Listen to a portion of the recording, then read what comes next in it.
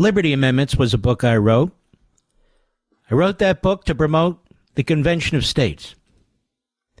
Simultaneous, and unbeknownst to either of us, with Mark Meckler,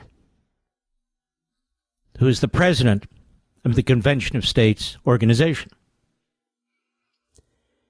And we, you, he, his group, have gone a long way in getting a number of state legislatures to pass resolutions in favor of a Convention of States.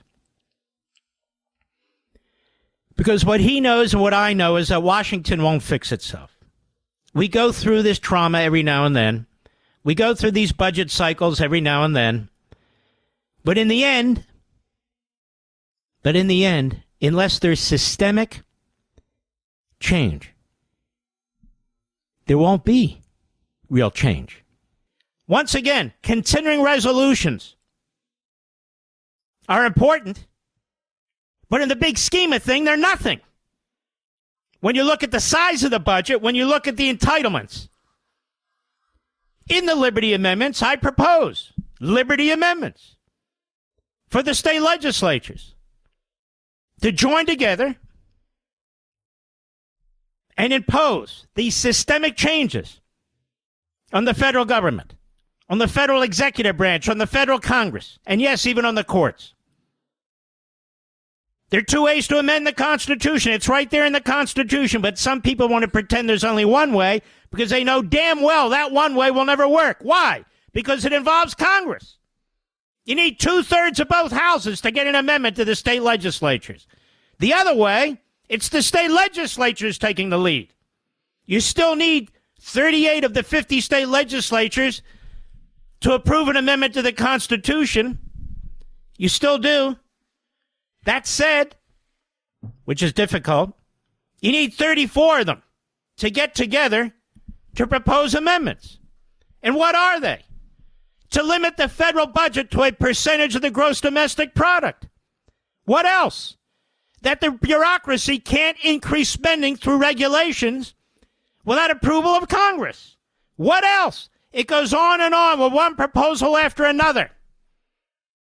That Congress must balance the budget within 4 years. Wow, how radical. And other proposals that are in there.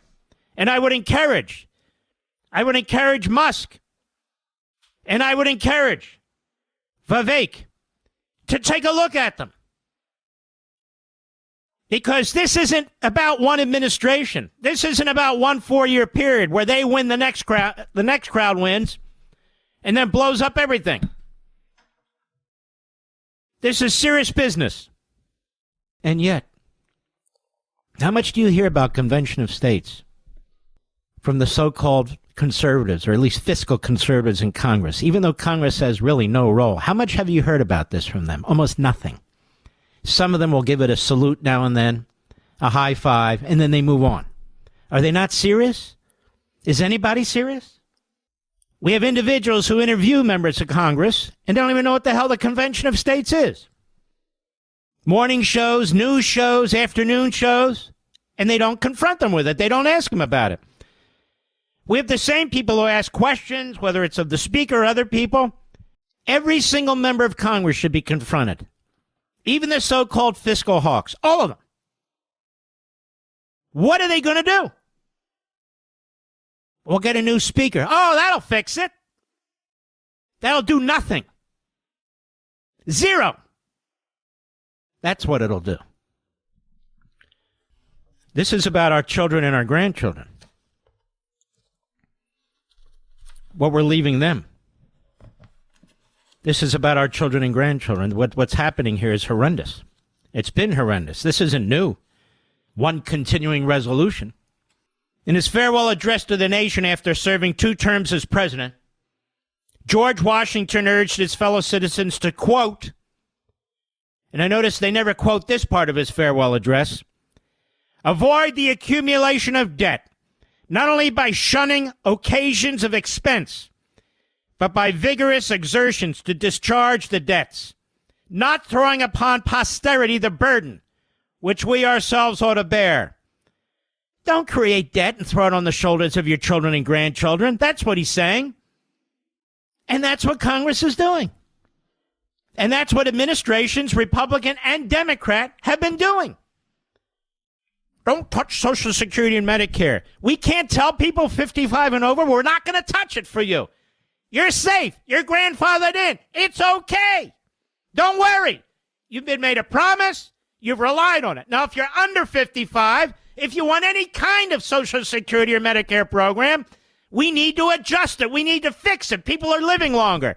Fewer people are contributing to the program. The program is spending more, much more than it's taking in. But no. Don't we love our children and our grandchildren? Wouldn't we do virtually anything for our children and grandchildren? Some of us would die to protect them, right? So why are we bankrupting them?